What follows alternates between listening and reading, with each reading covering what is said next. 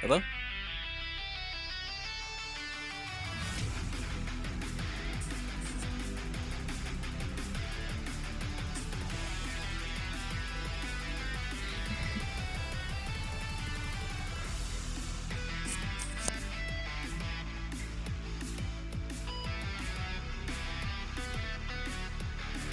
Yeah, hello?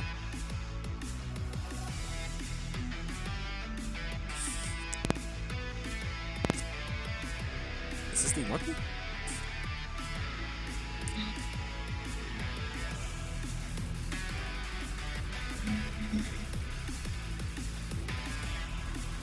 Jeremy, you there? Hello? Hey, what's up, dude? Other than I was getting things prepared, I was watching YouTube video on the side. I was just Oh, good. I'm watching that action scene at the end again. good action scene.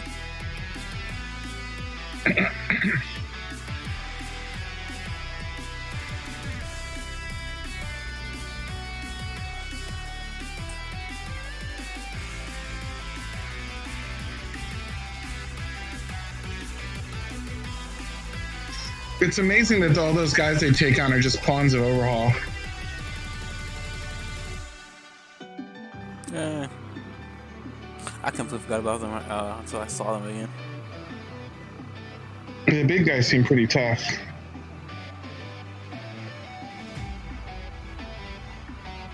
The one that shot the grass, like the blades from the grass, looked like he was a pretty big deal. They have a really large, like, after credits, like, scene now.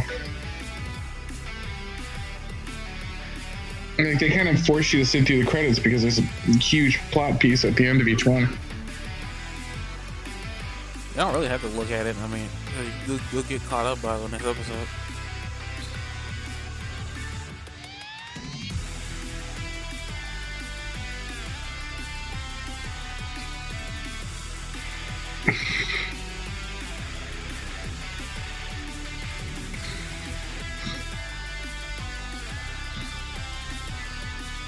The 8 bullets of the Hasai group.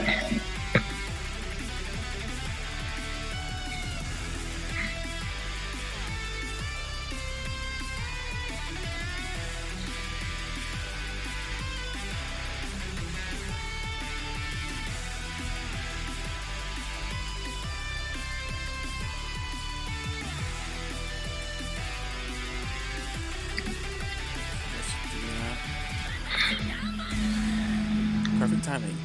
And song is ended. You ready to go? Yep. Hey everybody, welcome to Anime4ALL episode 4. We are now reviewing, well, we're on time this time. Episode 7. Yeah, episode 7 of My Hero Academia. Bray overheard the talking in the background because I've realized that our voices don't get masked by the music. I probably need to look into doing that so that way pre-show stuff doesn't get in the way of the song. But yeah, I guess we're gonna start this episode. We're gonna start this off with I actually want to make a correction on something I've said before. I guess I never really realized this until now, but the main villain, the antagonist's name isn't Overhaul. That's the name of his quirk. But I didn't know this until recently. I only really just realized this recently because I was watching the anime dub, and they referred to his quirk as Overhaul versus not him. So, and they keep referring to him even in the sub as Chia Hasaki, or his name is.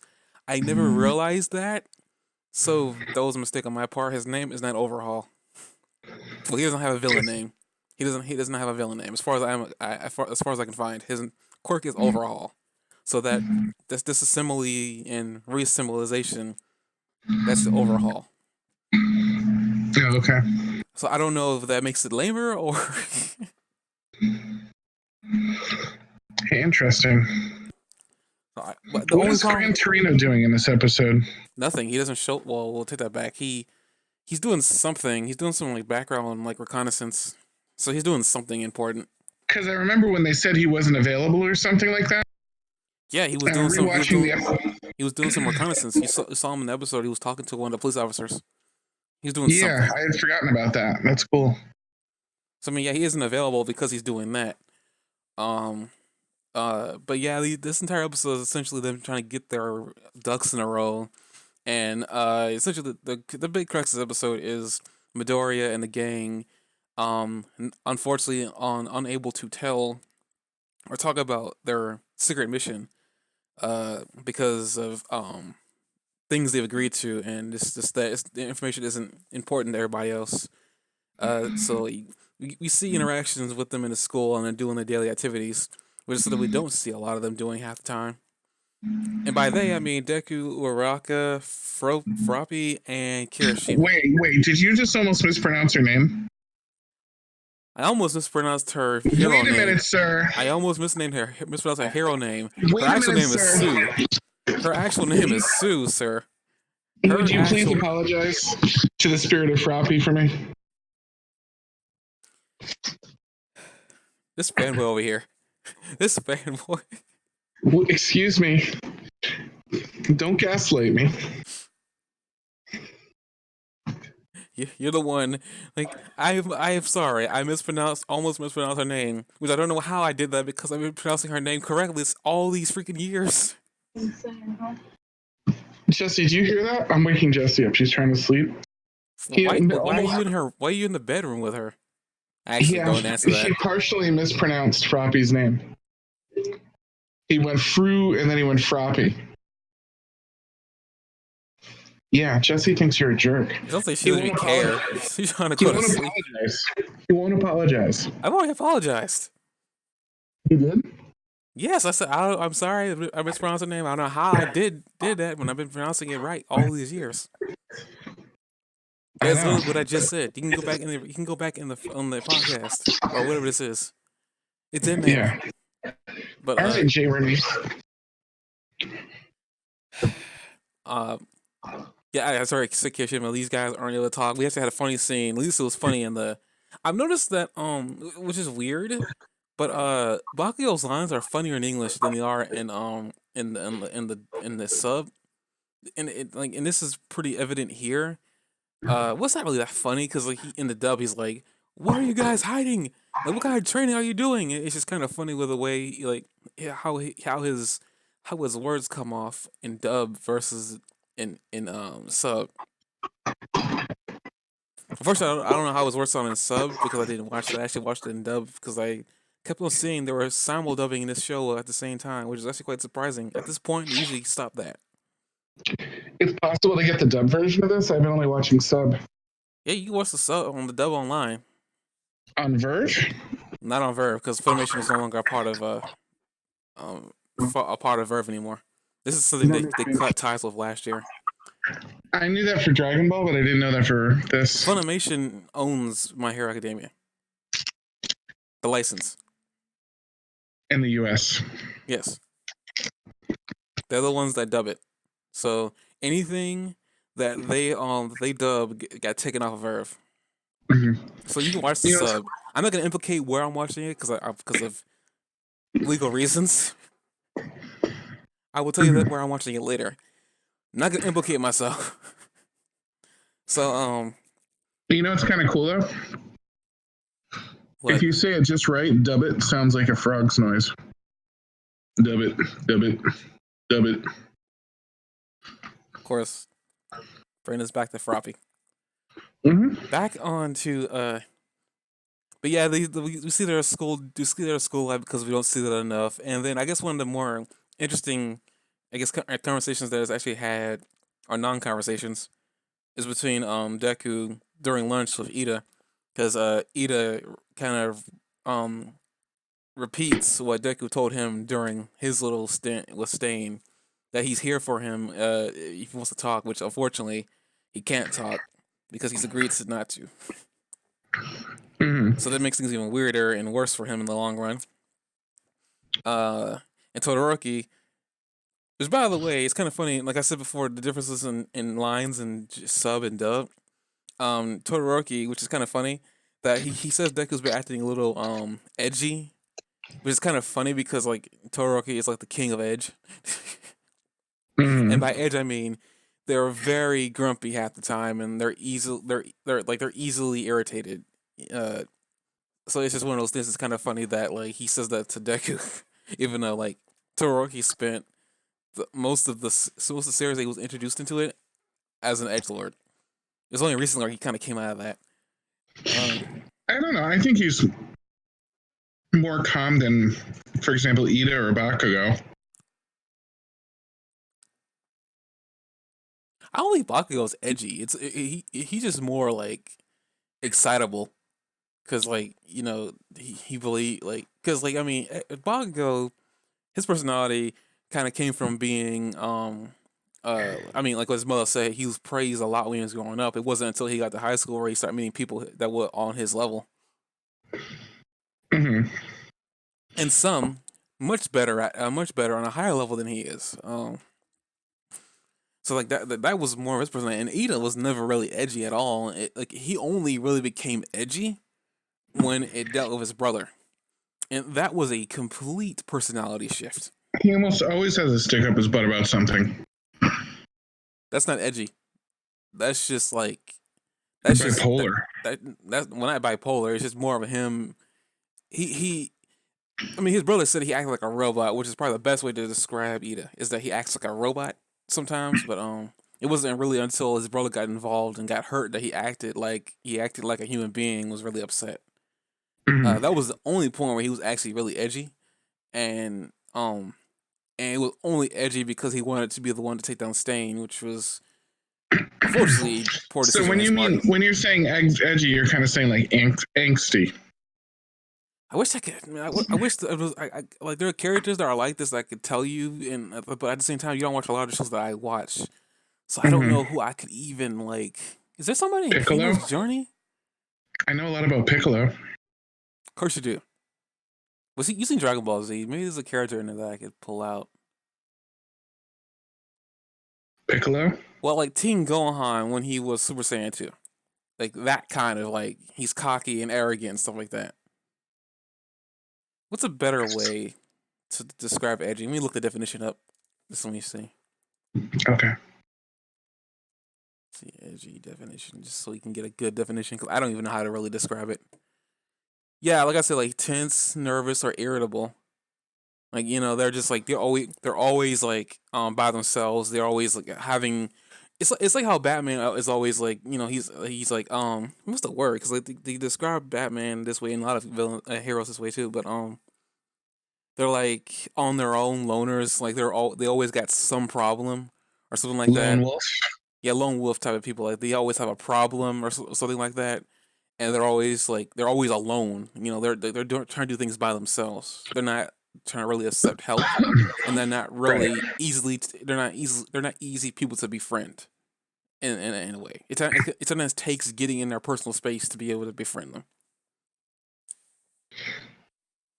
Right. So like more people like he just like they're angry, irritable, like they're really angry. They'll go off and do their own like this is the end mission. Like I'm gonna kill so and so. Like young Piccolo. I don't. Well, I mean, I guess young Piccolo when he came, but was it? I don't think was he really that angry about his father's death? Because I honestly thought after he was a toddler, He not a shot the toddler. special beam cannon through Goku and Raditz and was really excited about it because he could finally get his revenge. I always thought that was just more of him wanting to kill Goku than revenge. He has a pretty good speech about revenge yet. I don't Why remember else would he this want to kill Goku? because he can't. He wants to.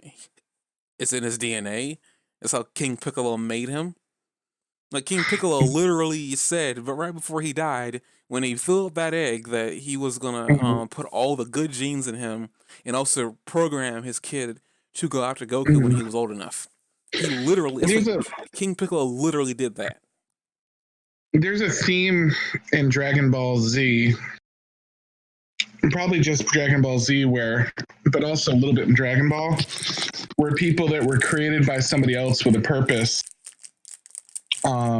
overcome that purpose. You see it with Ader, you see it with Piccolo, you see it with 16, 17, and 18. all creatures that were created with the purpose of doing one specific thing, but overcoming that purpose and like becoming bigger than it. I would put Piccolo in that category that like it didn't seem like it was his nature. And it's almost like once he did the special beam cannon on Goku and like got it out of his system, from that day forward, his rivalry with Goku ended. Like he got his revenge, which he was created for, and he didn't have to worry about it anymore. It was like almost like a technicality because when Goku comes back, he feels no obligation to kill him again. But when he does go to kill him, he's like, "Ha ha! I did it! You know, I finally got revenge." And then he kills him, and then that's it. And then Okay, after that, I'm like, gonna. This isn't really a Dragon Ball Z podcast. We need to do a whole different thing. But I'm I'm gonna just play saying, devil's advocate for Piccolo yeah, here because okay, you say that he killed Goku and that reset his mind control. I don't really believe that not because mind Piccolo, control. I just think that Pic, like the purpose that he was born with was fulfilled, and once it was fulfilled, he had no special or additional reason to try to like fulfill it again. Like he was just done. well, He that's the got it thing. out of He his knew system. he knew Goku was coming back. He Yeah. knew this. So I don't know if obligation was really fulfilled. Because like what really, at least in my mind, what really changed him was his relationship with Gohan.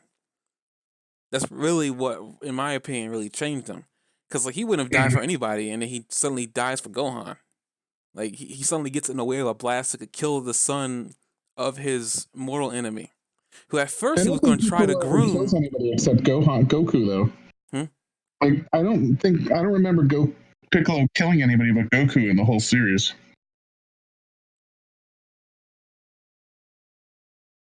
Didn't he kill Android 19? Mm-mm. I thought he killed a fat android. I was well. First of all, I was talking about when he was evil. Piccolo I wasn't don't even think he around all killed. that long before he like to really kill anybody.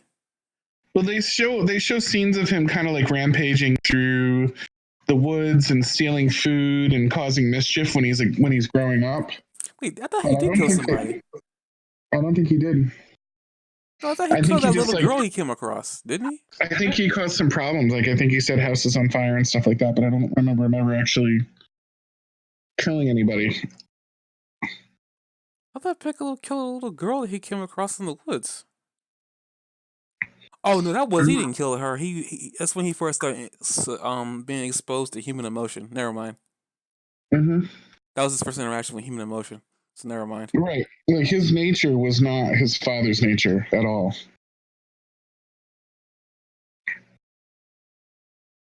It's funny how I guess for well, it's funny how Piccolo he's not really a son. He's more just a clone. 'Cause I think that's actually what the intent was for Piccolo. I think what actually happened, like you said, his nature wasn't his father's nature. I think when he got exposed to human emotion, he generated his own personality, and that's where Mhm. Piccolo Jr. came from. So in a way, he became King Piccolo's son, but in reality, he didn't. He's really just a clone of King Piccolo. Well, technically, he's a minion because that technique was how Piccolo created minions. Yeah, I know, but I think he said that he was laying an egg, But not that's how like he created his other minions. That's how he created Tam. I guess. I mean, getting to the technicalities of Piccolo's psyche. We're just going to ignore that for the side for right now. Well, he still he still follows the lone wolf category. Yeah, I mean, Tough to get to know. I Has mean, some yeah, I mean, purpose in his he was. I actions. guess, yeah, he was edgy when he first got introduced. Mm-hmm. He definitely calmed down to get in touch with Gohan, which was that entire relationship was weird. And I know what I said. I'm gonna stand by it. I'm gonna stand by what I said, regardless of what about how. uh what about future Trunks? Would he count? Nah, I think Dragon Ball Version did a good job at showing really what Future Trunks' personality was. Yeah. Just a daddy. Just wanted to be a daddy's boy. Never got a chance to. Jiren? Now you bring him up. Yeah, yeah, he's definitely edgy. Okay. He's the pinnacle of edgy. He actually is probably the most edgy character they've ever shown in the freaking series, actually. Which is not a good thing, by the way, because I think Vegeta did it better. But whatever. Like politics aside, um, But yeah, like we get through all that with Ida talking with Midoriya, trying to see if he can help, which in reality he can't. Even if he were to know the truth, he still wouldn't be able to help. 'Cause he's still dealing with his own demons. Todoroki's being weirdly friendly. Um, Mm-hmm. but I guess that's just what he is now. Bakugo being Bakugo, which I wouldn't have me any other way. Mm-hmm. Uh, but yeah, we go to the episode. The pro heroes he talked about before. They started switching around. We go to Night Eye and he's stalking somebody. Uh, lo and behold, it's the guy that we saw last episode with when he was talking of Eri, the girl they have being held in a room by herself. He goes Mm-hmm. into he goes to a toy store. Is looking for some type of doll. Now I'm gonna just say this right now. You probably won't get what happened there, but there was the Easter egg in that scene, Oh, really? and it's from a show that I'm ashamed that I watched, but I watched. Um, Okay. uh, you know Sailor Moon, right? Um, Sailor Moon, yeah. yeah, there's a spin-off series. Well, not spin-off. There's a series that Toei, the people who made Dragon Ball Z, they Mm-hmm. make, and it's directed at little girls.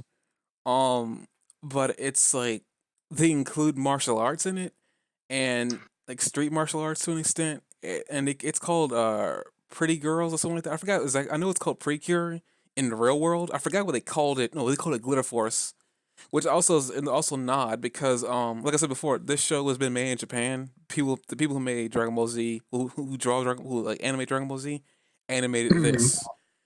It's very good. Like I will admit, like I actually enjoyed it. I haven't we're not gonna get into that, but I did watch it, still watch it. It's pretty good. If you like simple stories, get no characters, like I mean that's a good show for it. But essentially they throw it into here because he's looking for a toy that little girls will like. And specifically he brings out Glitter Force, and it's probably the funniest thing ever. 'Cause I look at that thing and I'm sitting there like I know I've seen those characters on that art before. I don't know where I've seen them before, but I know I've certain seen characters looking like that. Uh, Mm-hmm. but essentially, Night Eye is overhearing this conversation because he's stalking him, and he puts his hand on the guy, and the guy doesn't know him. He doesn't know his quirk at all. Um, Mm-hmm. Pretty much we see that Night Eye is able to get a peek at where he's been and figure out how to get to his a secret hideout, which was probably the fastest and quickest way I've ever seen a plot unfold. Um, it was so quick, in fact, that they called all the heroes back and all the kids from the school that were a part of this operation.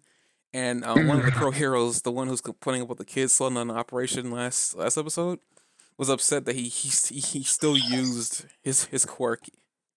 And all Night I did justify it was like I was gonna use it when it was like when our path was like deemed okay to go to follow, which was in this way. So I never said I was gonna use it. I just was gonna use it on you to reveal your death. Mm-hmm.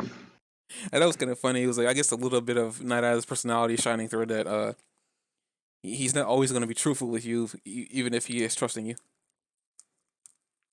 Yeah, that makes a lot of sense. So I guess with that whole situation, how that panned out, how do you think of the search? How do you think it? Do you think it was done well, or did they just wait a little longer? I felt like everybody worked really hard to find her, and then they finally find her, and they only really needed Night Eye. Like Night Eye did the whole thing himself. It was very little, um, very little left up to anybody but him. Do you know what I mean? I was like, oh, you found him, very good. You know, golf clap. Um, that being said, uh, I think they planned things out pretty well. I think I was surprised by um, how many people were.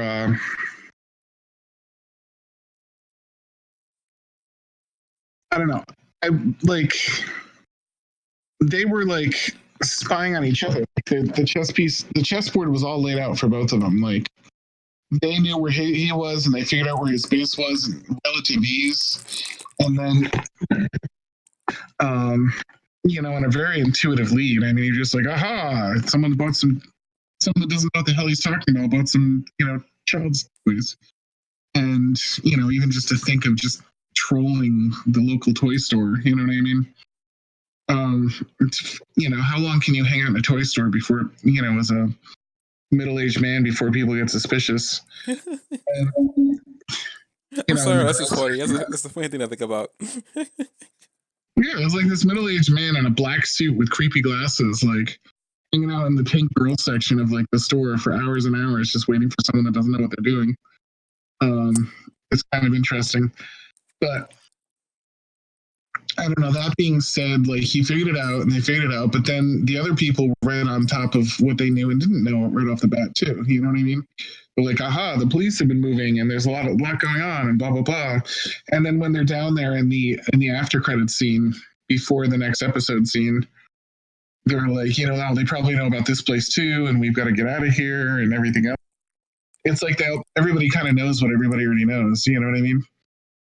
Like, so they got the jump on these guys through an exceptional effort, but like at the same time, like the other side is extremely prepared for this. Well, I mean, yeah, I guess speaking with Chiyosaki, who I kept on calling Overhaul, I might end up calling him Overhaul still, but um, Mm-hmm. what I guess a good thing to grasp here is with, I mean, he was exceptionally prepared for an attack from the heroes, but he also seemed like he was concerned too that they were attacking, and he even mentioned that they're attacking early. So yes, it almost seemed like he knew of a time window that they were going to attack in, and he wasn't prepared for them attacking outside that time window. But I mean, even with that regard, apparently that big muscular guy that burst through the window was apparently there, ready to attack anybody who was going to come through the door. Uh, I guess we get to that too, like with at least with Plan A or like or Exception A to the role of I know what you're gonna do. I know what you're gonna do. Uh, we get a couple of well, not villains. We get a couple of the Asaki's like elite guards, like guardsmen out in the front, and they're wrecking the street now, attacking the heroes that are there. And some of the heroes were not prepared for any of this. You could say that, but all the heroes, they did comment that all the heroes looked very, like very confident and calm. Well, I think that's just comes with that comes with the territory of being a hero, and the world is looking at you as the one thing they can depend on. And also Yeah, some of but these heroes when too. everything happened, they stayed very organized too. They're like, all right, we can take this. They didn't seem very overwhelmed. Like they got on top of it almost immediately, even though big hulking monster, and then like, all right, we got this. You guys go ahead. And then like they left a squad behind to take care of each one that they thought was enough to take care of it, and kept pushing forward. Well, I mean, the one thing that the heroes got over Mm-hmm. these the yakuza, we didn't mention this before, is the fact that this something that was introduced in the first season or second season. I forgot where it was introduced, but kind of came back in a very useful way. It was the quirk registration thing where Mm-hmm. like they came back and actually was a really helpful thing. It's like the in the society you have to register what your power is, so it was really helpful to know what every person's like quirk was inside that building. So I Yeah. mean, going on the preparedness, like it was probably Night Eye who thought ahead that he probably knew Mm-hmm. there was something gonna probably cause some problems because they weren't just gonna be able to walk into a Yakuza's hideout without any actual Mm-hmm. implications of problems. So I mean, yeah, like the fact that they might have seen repaired. I don't really know. I think they're kind of going off the fact that they're going off what Nada was able to give them, and Mm-hmm. knowing what they know about Chia Hasuki and what he's been planning to do. Because they're probably known for a while that he's been doing something, but they can never catch him doing anything because he was being prepared and also knowing he was doing things in a manner that would get him off the hook. Mm-hmm. Which, by the way, that's the But sign at of the a. end of the day, like illegal drugs is like a pretty flimsy reason for this raid. I think they needed a reason to raid him. Period. Regardless of how Yeah, but flimsy it's of a definitely reason it is. it's definitely a formality. Like it's definitely not about Well, drugs. I don't really know. I mean, I know it's a formality, but honestly, in a way, I don't think it's that flimsy though, because like the drugs that they were talking about were destroying people's quirks. So in a way, you could claim like I don't know what the closest thing you would call that. You can't call it manslaughter because no one's dying. I don't know what you would like the closest thing you would call like a destruction on a genetic level like that. But it's not classified as an illegal drug yet. That's They because they just don't like discovered it. it was new in the market, but it was derived from an illegal drug. Like the whole like it was derived from an illegal drug, But and it's not really. It's derived from that little girl, Ari. now I think they said it was derived from Chia Hasuki. They didn't really say much about what they're doing. They think they might be using her blood, but they don't know Mhm. exactly what he's doing. They might be saying that it might be her, but they don't really know 100%. A lot of them are Yeah, so saying it might be they don't even know for sure that it's an illegal drug. but at the point they're just trying to get this little girl out of there. That's really all they're trying to Oh, I do at know. this point. But what I'm saying is I'm going back to what I was talking about last week where I'm saying that like the moral ambiguity part right here is really being justified with the people like Stain and stuff are pushing against. They're like, we want to get into this building, so we're gonna like find an excuse, you know what I mean? Which is like we're gonna call this drug illegal, even though we don't really know what it's derived from or exactly what it is or anything like that. How much of it is like it's even a really big stretch to trace it back from that random guy that shot it in the streets all the way back to this building. Do you know what I mean? Like, how did they even make that connection? So they really don't have much if the court was really pushed, you know what I mean, to come up with all these connections and stuff like that. So the moral ambiguity of this, of these heroes sort of being able to do anything they want and making a lot of moral compromises in the name of getting their job done, does sort of blur the line between hero and army, you know what I mean, or hero and police force or something like that. You know what I mean? It does kind of highlight some of the corruption of this at the exact same time, you know? Well, I mean, toward that, I mean, I got 2 points here, but like one of them is the fact that Night Eye only really included a lot of low rank heroes in the first place. He didn't include any of the big names. I mean, well, the closest thing you could be is number 9 hero. I forgot her name, Ryuki, the girl with the Mm-hmm. dragon powers. The closest thing you could say, Yeah. like she was probably one of the big hitters anyway, because she's a numbered hero, so like the Mm-hmm. world knows of her. But it looks like even from this race standpoint, she didn't even go into the building. She's just there to prevent that muscular dude from causing any more problems. Yeah. So I mean, in a real way, like any more ambiguity would be placed on the smaller time heroes, the ones that only like small neighborhoods even know about. But Yeah. but even with that whole aspect is like I get there's some more ambiguity here in the lines being strayed, you know, between these two. But at the same time, it's like this wasn't the first thing they attempted. They actually attempted to try getting a lot of other things, so they can't. But they couldn't get anything on him, like at all. Like the last thing they even almost got him on was a bank robbery, and guess what?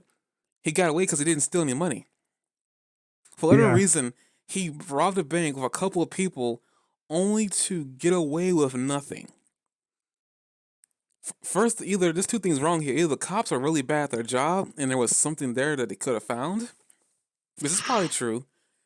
Or Or two, he was learning he how they respond.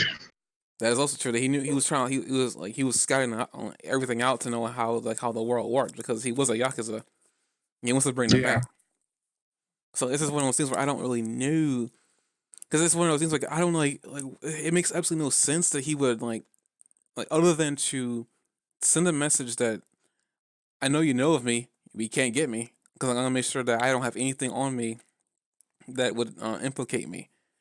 And I guess Mm-hmm. to that point too, even here when they rated when he started rating his organization, as you said Mm-hmm. before, he was trying to get rid of every single bit of evidence that would implicate them in any type of crime. Mm-hmm. Like even before they were even able to get to him, he was gonna make sure they didn't have any reason to sit there and said they could arrest him.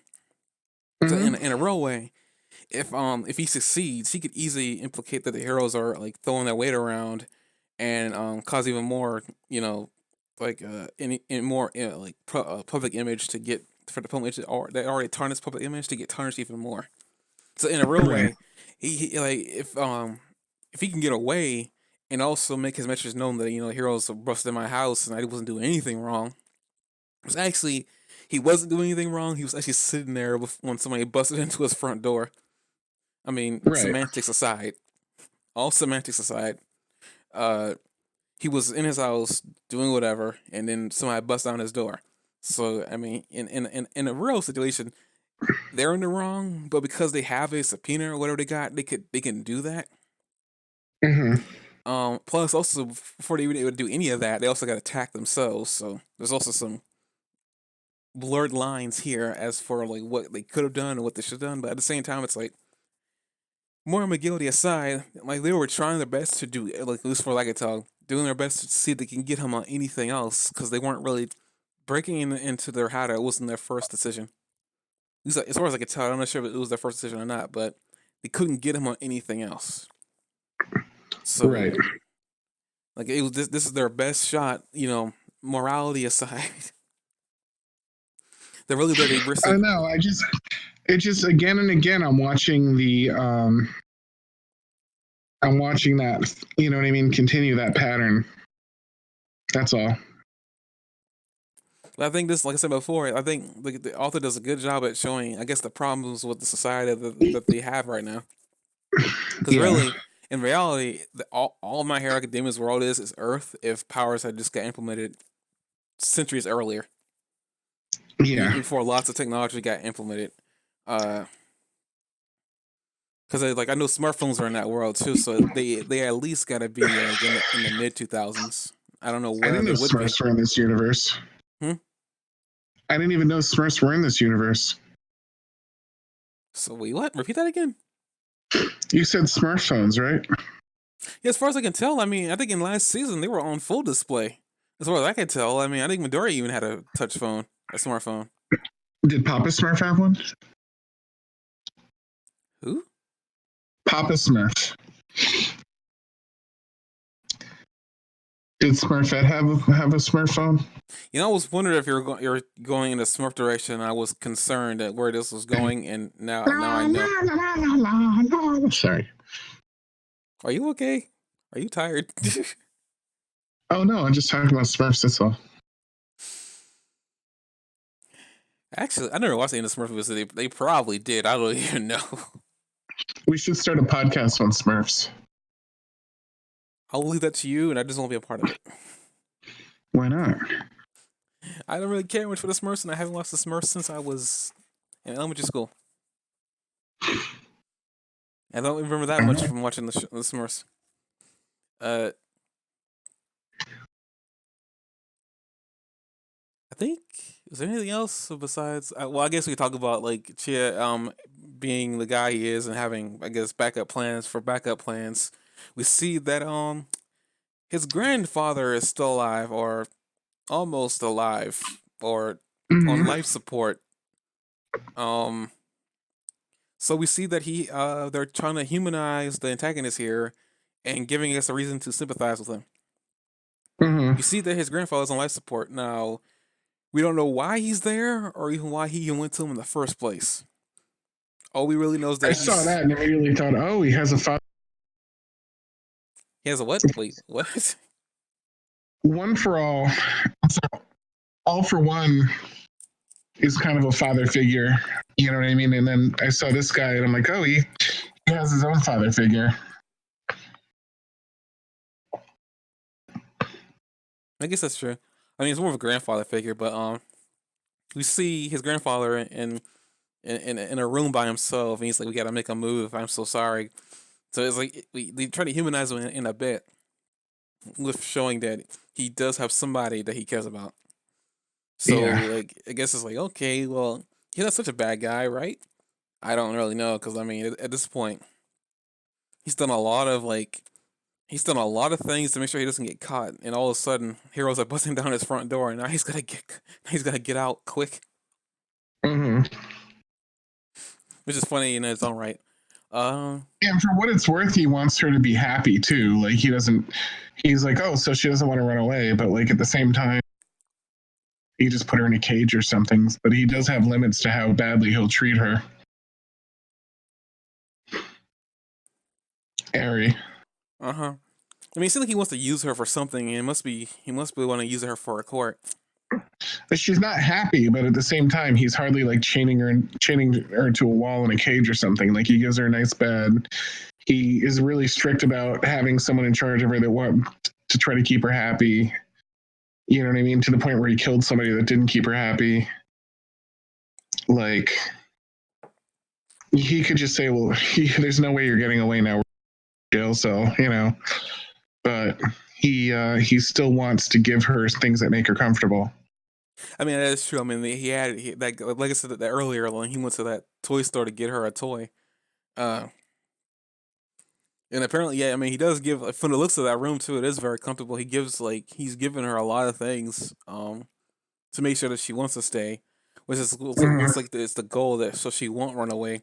Which I think that's isn't that like a different type of hostage situation, like where you try to get the hostage to want to stay versus like chain them down Stockholm physically. syndrome.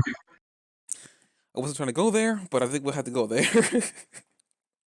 I think he's trying to create. He's failing to, but I think he might be trying to create that situation.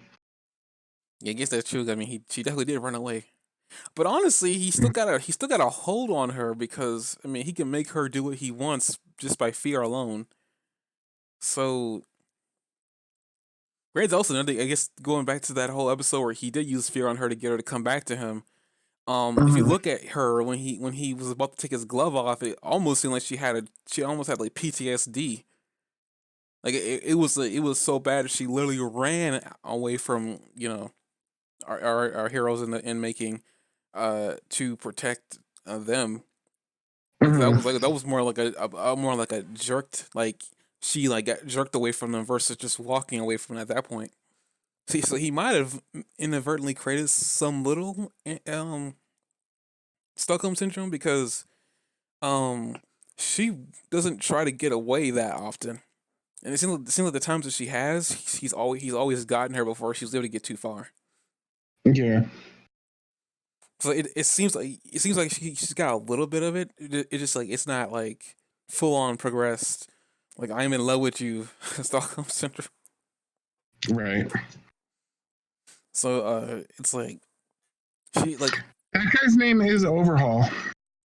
no, his quirk is called Overhaul. I mean, his actual name is Chia Hisaki. Because I looked into this, he doesn't have a villain name. So if you jump to 1511 of the episode, But no, I'm looking like at Wiki stuff and like like things I can read, because I don't know okay. So how. if you go to the episode and you go to 1509, there's a screen there that says villain dash mimic, villain dash overhaul, quirk overhaul.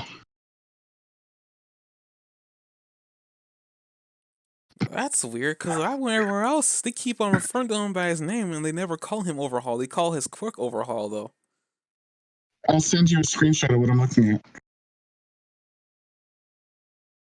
Oh, never mind. I didn't read that correctly. On the wiki, they also say his villain name was Overhaul. Yeah. I thought he didn't have a villain name. Okay, never mind then. Because I was confused when they first. Cause I never knew the name of his quirk, even when I read the manga. I don't think they ever gave his quirk a name.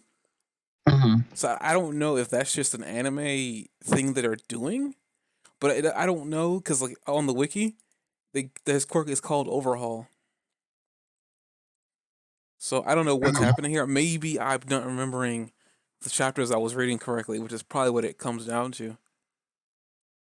But okay, so his name is Overhaul. So I take back my previous correction, because that was incorrect, because I was correct before about this correction.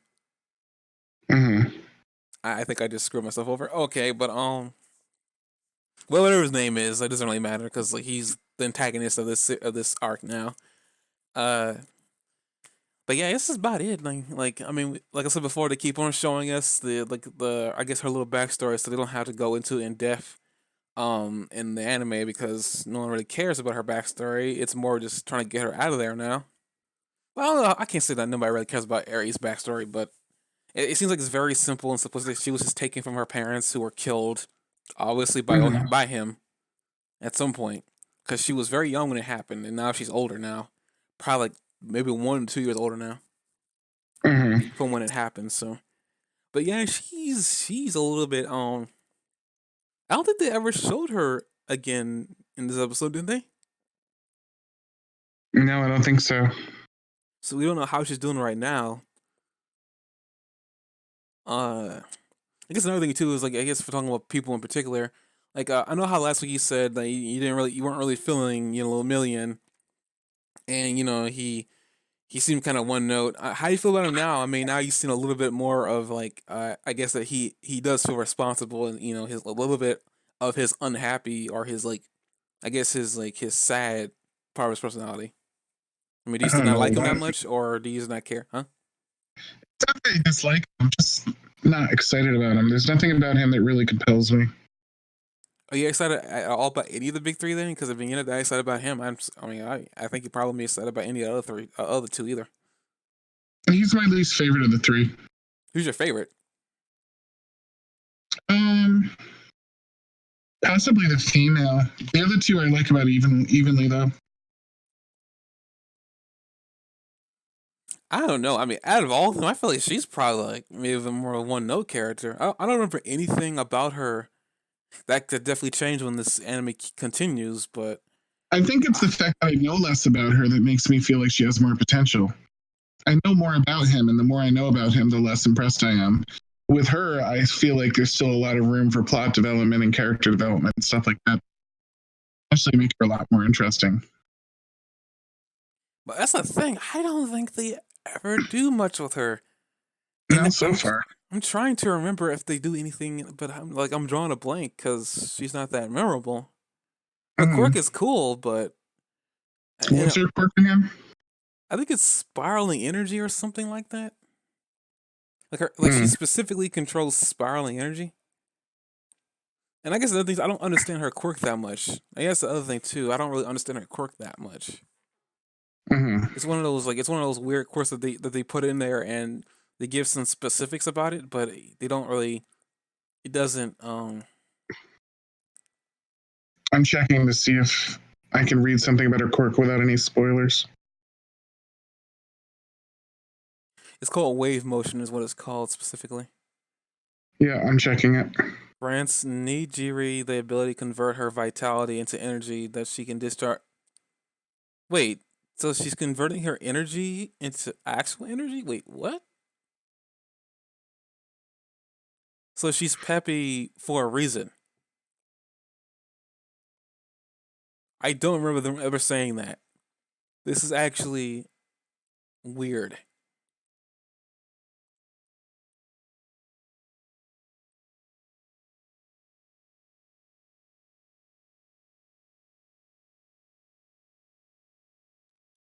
Okay, that's weird. I guess I never picked up on that even when I was reading the manga. Mm-hmm. Like I guess another thing too is like I didn't really like her energy that much because she's a little bit too happy all the time, and I don't remember there ever being a moment when she wasn't. Have you ever read or die or watched the anime Read or Die? Now you keep on telling me about that, but I have never gotten around to it. So the anime, not the movie, because the movie doesn't include the main characters from the anime really. Um, the anime has three characters, and there's one that's kind of like bubbly and quirky and bubbly, and kind of like looks like very much like a dumb blonde. But her mood is so balanced that she creates a really important core for the other two. And like, there's a few times in the series where the fact that her mood is so stable and balanced is so important that um that it saves them their lives. You know what I mean? Like different things happen that like would have otherwise wiped them out, except for the fact that they had that situation. So like in that sense, sometimes having a really strong, positive, balanced, emotionally stable character can really be helpful. I get that, Um, but here's the thing.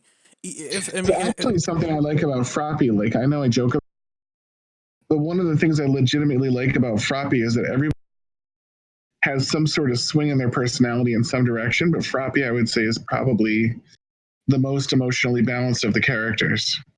well, that's what I was about to say. Is like, here's the thing. If I mean, even if her name is Nitri, even if her power does come from her energy and her bubbliness and her vitality, that can get Yeah, tiring at times. And like I said before, I get the whole every anime has got to have a character like this, and typically it's always a girl. But I guess so for me, I was like, she didn't stick out that much because of it.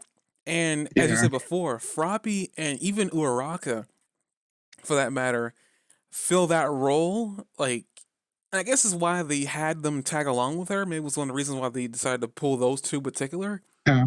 But like, I would put Ojiro in the emotionally balancing group too, though. I mean, the girl earphone jack. No, the guy with the tail. Oh, I heard Jiro. I was like, I need to remember her actual first name. 'Cause I forgot her first name, but I guess yeah, he would be too. But yeah, I mean, yeah, Yeah. typically characters like that are typically female, and usually they are the grounded one of a group of characters because they're the ones, even though they appear to be head in the clouds, they're the ones really paying attention. But back to Mm-hmm. Froppy and Oraka, specifically Froppy, because even though I do poke fun at you for liking Froppy as much as you do, I'm glad people there are a fan base for her because I don't think if it wasn't for the fact that there are people who do like her, she probably wouldn't get as much screen time as she's gotten recently because of the fact that she is balanced. She isn't really. She's not one note, but her powers don't really allow her to do much unless circumstance calls for it.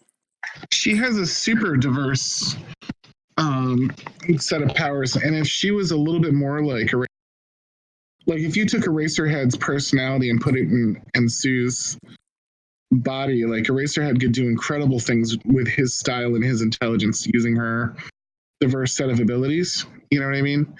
But Sue is still learning, so like right now she's But no, what I'm saying is, like, I mean, I'm not saying her frog abilities are bad.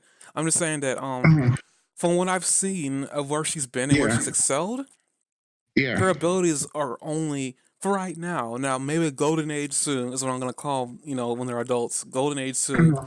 Maybe at that point in her life, maybe she be a lot better. Cause yeah, I mean, her leg strength would allow her to be able to hop around really quickly, kind of like what Deku does. Yeah, But probably at a little bit more a little more controlled pace versus Deku just bouncing around like Gran Torino. And yeah. But like she think of something this way. So in the early seasons of the series, characters with the big powers, the high like brain powers, were very often the ones that got the most attention. So you saw Bakugo and you saw Todoroki and stuff like that taking the front stage, or even like Aoyama, like with his belly blast, like taking the front stage because they had the big flashy raw power skills.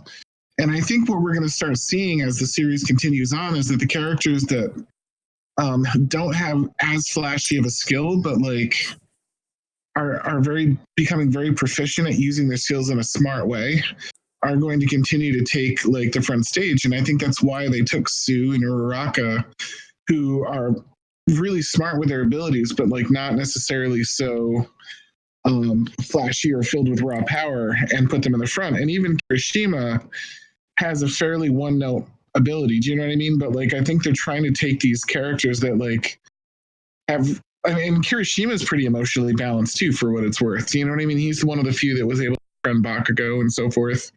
Like they're taking these people that like are really solid and reliable and like emotionally balanced, but have smaller, like not as deeply raw power skills, and starting to give them the opportunity to pull ahead a little bit more than some of the other characters with huge raw powers, because when they become full blown heroes, like raw power is not going to matter quite as much. And someone like Best Genius can be the number two hero, even though his power isn't super strong, because he knows what he's doing with it, you know? No, I get it. I mean, really, only this even Kirishima only really popped up after Lee had to deal with Lumillion. I didn't know his name. I forgot his dang name. But Yeah. I mean, it really only like these big outbursts only happened after he showed that he was like he's part of the big three, the three strongest students in the entire school, and he has a Mhm. pretty, for what it's worth, really bad ability. I mean, they even showed like he was kind of like Deku when he first got there, where he was pretty bad. He wasn't very noticeable, but even like well, I'm not gonna spoil too much because like a little bit of that will come through and as we progress with him. But Mhm. from what we do know, he wasn't noticeable. When Deku even remembered him only because during the UA festival when he was watching it, he was there. He his clothes fell off of him. So it was one of those things where he only really got noticed because of really dinky stuff with his quirk because he couldn't really control it. He even brought up the Yeah. fact that a lot of things that make it possible to live are very difficult for him to be able to get when he's like letting things pass through him. Like he literally lets everything pass through him. He can't really control. Well, I mean, no, he's learned to control that, but when he first had it, he had a real huge problem. Yeah. But I think a lot of that had to contribute to his personality and work and how he got there. Contributed to a lot of things a lot of characters share. Like with the whole like having ability that's not really strong, but making it strong. Um, he from the looks of it, he has a couple of scars on his arm, like from I guess from incidents from the past when he was learning how to control his quirk. So like I mean, Mhm. I guess another thing too is like I mean, and people can feel the way they want to feel him. I don't really have a stake on the guy. I mean, yeah, he's not that impressive. It's just yeah, he's got a really powerful quirk, and he's shown that he's capable of really making it strong. I don't know what the Mhm. maximum extent that he can do with it, but there must be something else that he can do with the quirk as well, because he wouldn't be part of the big three.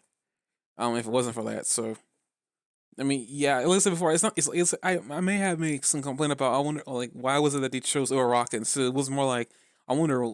Like thinking back on it, why is it in particular that they choose those two? I'm pretty sure they could have chosen any other girl, but I guess they wanted to go with the main girl and then the second main girl in this situation because Mhm. Sue had an internship arc with a little episode where she was the main focus of it all, which is even more Well, we surprising. talked about them being really reliable at their No, schools and probably having a really good experience with their internship because of it. I just I was about to get to. I mean, I understand that's what I said, and I was just getting out that I do realize that they do have their merits and stuff like that. I'm just trying to figure out like this show does a good job at like really showing how the other characters can do what they can do, but a lot of them Mhm. haven't gotten the screen time. I mean, look at like even Tail Guy. The only time we've even seen him, I Mhm. guess, like it was in his interaction with Deku, and he was telling him about what Shinzo could do. Mhm. And Shinzo came out of nowhere, and they gave a lot of screen time to him. For crying out loud, like they even made it seem like we are going to see him again. But Right. it was just one of those things where it's like I wish they would. I'm a huge fan of Uraka. I'm a huge like I like Froppy, but at the same time, I kind of wish they would give more screen time to other characters because I mean they gave it to Kirishima, which I'm pretty glad for. They're giving it back to Araka and Froppy, man, because I think they can still use it. It's not like they can't use it because they can still definitely. Because like I'd like to see more of Jiro and Shoji, to be honest with you. Those two characters I always thought were really interesting and fun. the tail guy and the guy with the appendages that can turn to anything. Yeah. I don't know. Like, if I'm being honest with that guy, I mean, Ojiro, there's definitely like I feel like maybe his quirk could evolve further. I don't know like how much further a guy whose appendages can just turn to any body part can go. Let's see where to clone Um, himself. Which I mean, it's probably possible. Maybe he could make him like make an ability to clone himself. well, again, I said that, like I said, the idea here isn't necessarily like how to advance his abilities so much as like I think that he would be an interesting character to learn more about. Maybe you want to go with that. Why not uh Ashido, the girl with the pink skin. Um, I can know more about her and her growing up. Granted, it looks like you might get to know a little bit more about her through Kirishima because apparently those two might know each other when they were growing up. So I mean, there's that. But funny thing, even with her too, is the fact I didn't really notice until like last year when I really started reading through a lot of characters' biographies. Hmm. Her quirk makes her skin pink, Yeah. which is like even this is kind of scary to think about too. Is like kids like have their quirks appear at 4 years old. Thinking like back like that probably would have been a huge shock to everybody seeing her skin turn pink. Hmm. I mean, unless her skin was already pink to begin with. There's always that aspect too. But if I understand her quirk makes her skin pink. So this is one of those things where it's the acid in her body, but it's not killing her. This, Yeah, I get that, but her character seems so compelling to me, even if her like now I'm not saying she's like I'm gonna want to backstory. know more about her because of her quirk. I like to know more of her personality because like she, as I said before, even with the whole like bubbly personality, she out of all the girls inside 1A, you don't Yeah. really do much with her. But she definitely makes herself known, which is kind of weird considering that a character like that you think they do a lot more with, but they haven't. She's like very Yeah. outspoken. She's usually the one leading the group of girls to do anything. I mean, she was the main reason why they even did the whole dorm display thing in the dormitories in the first Yeah. place. Um, But like Hagakuri, for example, like the invisible one, like I mean, she might as well not even be in the series.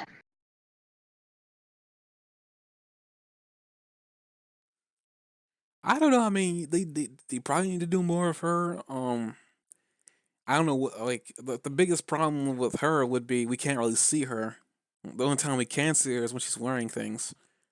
And one of the biggest Right, but I issues with mean, like she's like an occasional awkward joke, and that's like her entire existence in the series. Like they don't do anything. Like we don't know what her personality's like. We don't know anything about her. We don't know how well she's doing. We don't know if she got an internship or why she didn't. We don't know like when something happens and everybody's talking about it, she's like literally not even in the room half the time. Not even, you know what I mean?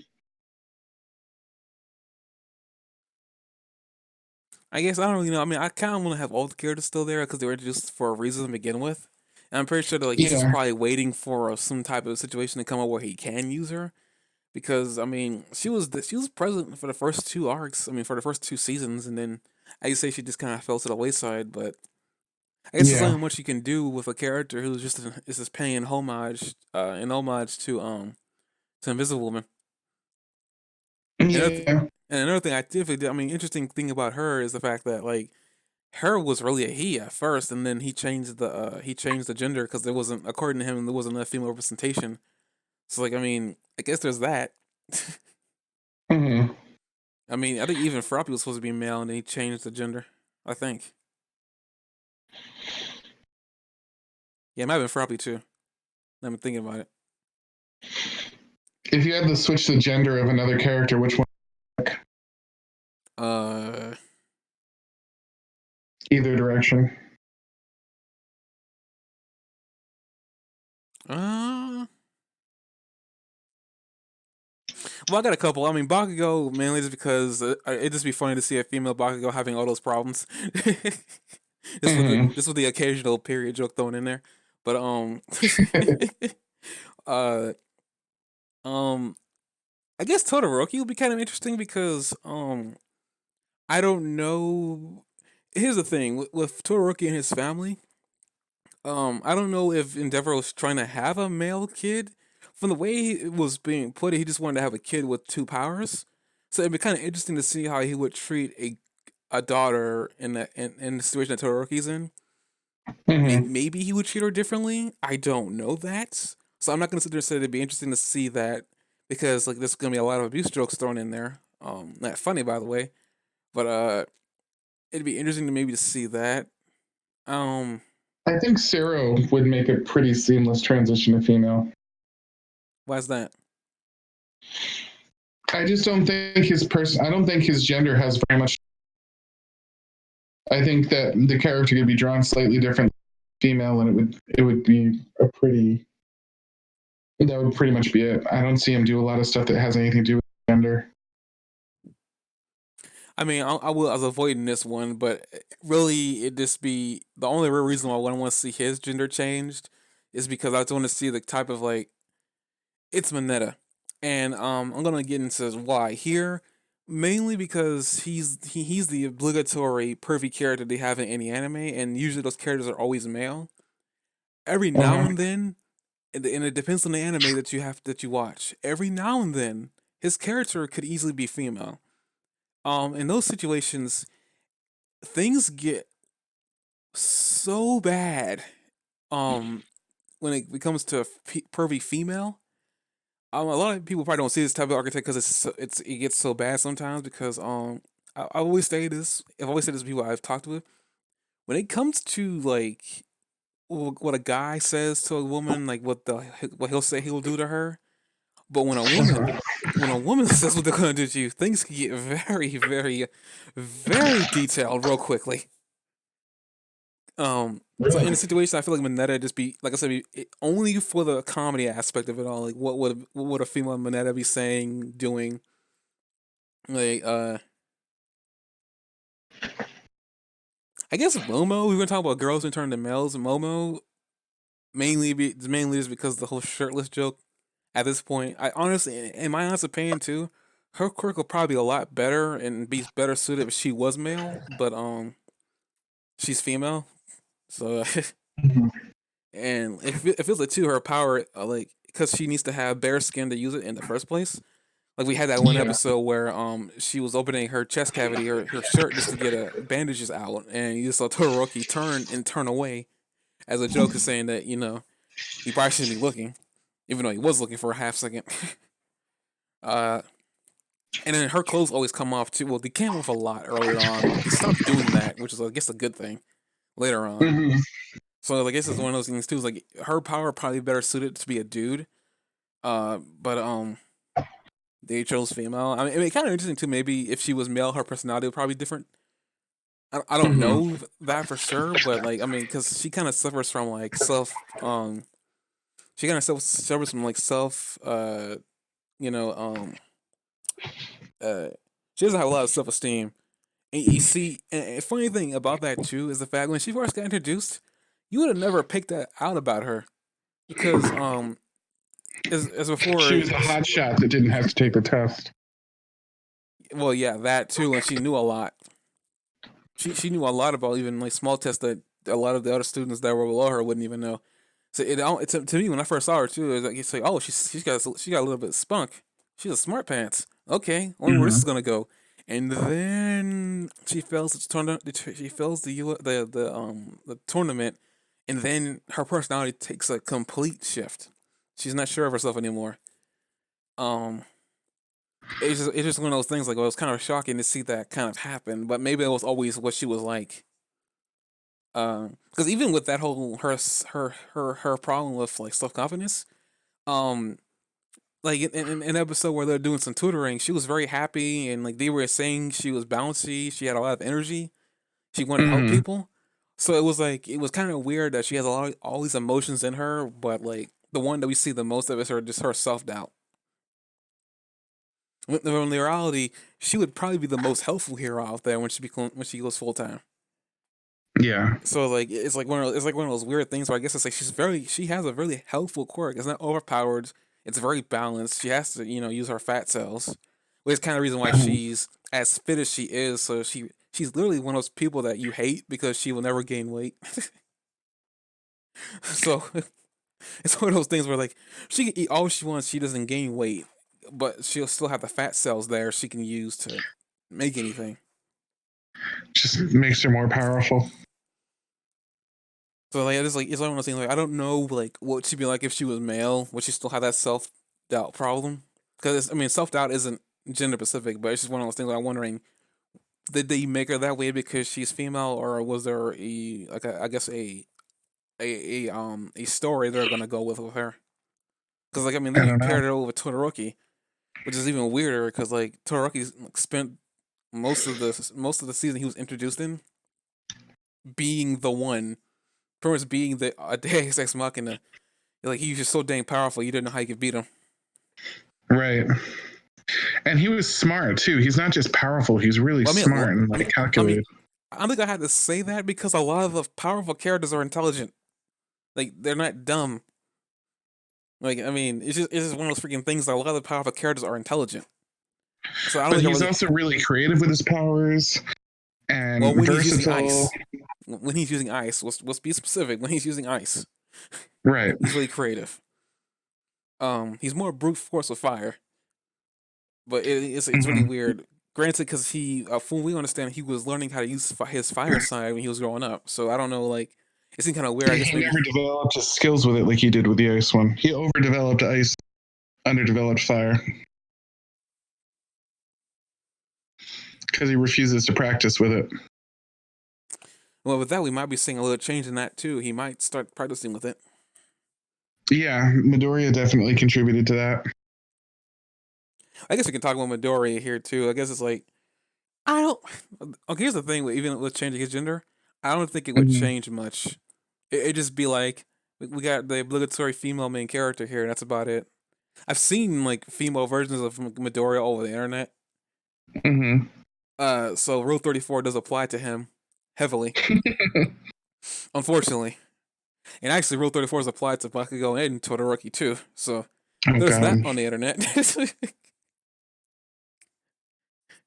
By the way, when they wrote 34 Todoroki, they really did not hide the fact that they wanted him to look like his mother. Oh my God. It's one of the weirdest things. The same thing with Bakugo too. It's the same thing with Bakugo. But back to Midoriya, like I said, the only other thing is like if they were to roll 34, like if they were to change, if they had the ability to change any gender and it was Midoriya that they chose, Uh-huh. um, the only thing I would think, and it's only physiology here, um, I think in the situation with Deku, maybe she would have damaged her legs more than damaging her arms because, typically speaking, men are have a like they're stronger upper body, not really so much lower body, and a lot of time in anime, the more powerful chicks are the ones kicking, and like they can lay some really powerful kicks, and plus the legs are a stronger part of the body in the first place, so therefore making Deku stronger regardless. But Mhm. so I don't even know. I don't think they would Do change they more. have do they have Rule 434 for Who? Fat Gum? Huh? Fat Gum, the big fat guy. No, I don't think. Or I haven't. Oh my I God, they do. I haven't. You gotta be kidding Oh me. my God, they do. Well, actually, I'll take that back. I think they probably would have anyway because Naruto, there's a character that's kind of like Fat Gum and does things kind of like Fat Gum. I'm not gonna spoil exactly what I mean by that. Because you'll see it in the anime, and it's actually probably a really cool moment for him. But Hmm. like it's one of those things where like big why not I'm not gonna say it because that's just kind of spoiling but like it's something kind of like obvious that they would do in the anime and if especially if it was like about a I guess a big girl and stuff like that, so Hmm. I'm just gonna leave it at that. But so it's like it's one of those things like it would make sense that Fat Gun would have a roll 34. I'm pretty sure a lot of characters are freaking I'm pretty sure I'm pretty sure they roll 34 at midnight. That's scary thought, but I'm pretty sure they've rolled 34 at her. Probably. No, it's Fat Gum, Hang Night Eye. Pretty bad. They rolled 34 Night Eye. And Fat Gum together, yeah. Oh, oh god, internet, why? I know, right? Why? At least roll 34 All Might. Well, actually, I take that back. They kind of actually because there's a cosplayer out there who did a female All Might cosplay. It was very good actually. It was very good, sexy, but really good. Oh my God. Oh my god. I'm sorry. I'm not sorry. No, you're not. But I guess I said I can't really think of much. I think we talked about everything in the anime, even with the whole like question if you would change the gender of a character, who would you change? I'm almost certain Yeah. there's some obvious ones there too that you would like they'd probably benefit from a gender change. Would Only Shoji be able to grow extra boobs? Oh god, the hentai from that. I'm actually certain too, because the boob's a body part. I mean, it might be just be some fat, but it's still a body part. Oh my gosh. You won't asked it. I'm just answering. I am the one that asked it. Actually, I guess Rule 30, like turning Froppy into a male, like there are some very bad things they could do with that. Probably wouldn't have a lot of superheroing on her mind. No, because that tongue will be down something. I'm gonna stop there and let your imagination run wild. So, on that note, I think I made things awkward. I apologize. how many viewers do you have right now? None. Awesome. I I haven't had can't imagine why. any this entire night. So I mean, if anybody heard of that or is gonna watch this in the future, I apologize.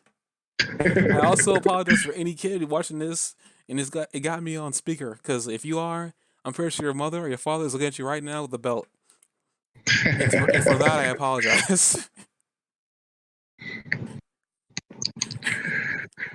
All right.